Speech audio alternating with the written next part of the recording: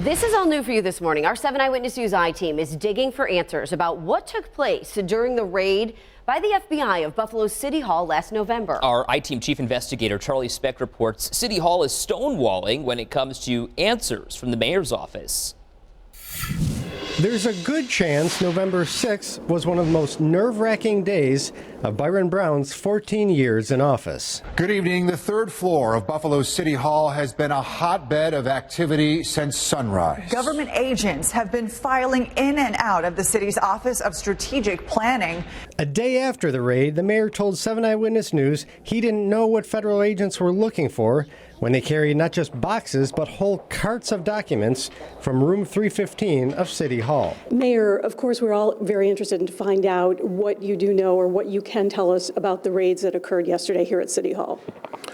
I don't have any information about search warrants that were executed at City Hall in an office of the Buffalo Urban Renewal Agency. That's all I know. We tried to follow the paper trail, filing Freedom of Information Act requests for the mayor's emails, text messages, and voicemails on the day of the raid. We wanted to see what the mayor and his aides were saying to each other when FBI agents descended on City Hall.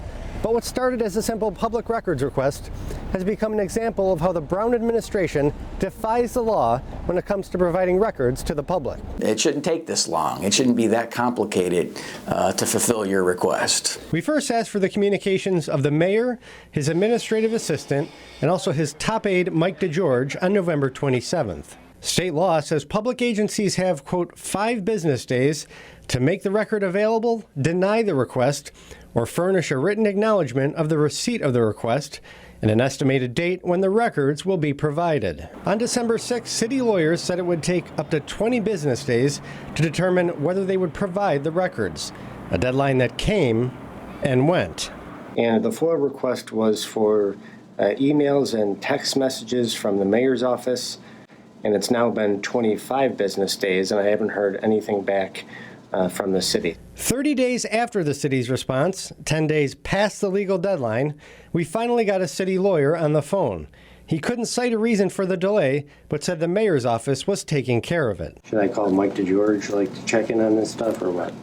He directed us to city spokesman Mike DeGeorge, who's paid $108,000 a year to speak for the mayor.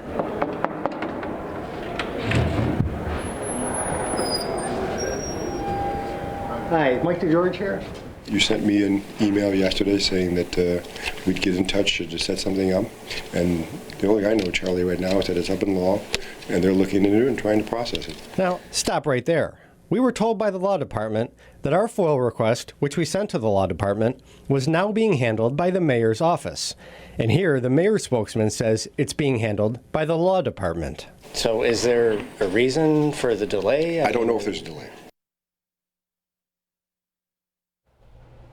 Now, FOIL law in New York State is permissive. So what that means is if the mayor wanted to make this information public, there's absolutely nothing stopping him from doing so in the interest of transparency. We'll have the full story tonight at 11. You know, it seems like the right hand doesn't know what the left hand is doing here, and it's a stonewalling effect, basically, that comes out of it. But it's not uncommon for the City Hall offices to do something like that, especially with the police department.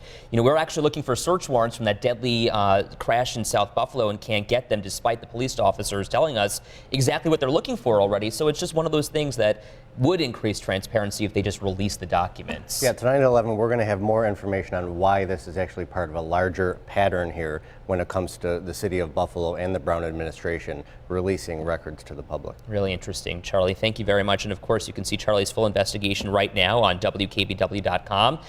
And you can see where Buffalo stacks up against other local governments when it comes to transparency. And all new for you tomorrow morning on 7 Eyewitness News, the I-team continues our investigation daycare series, highlighting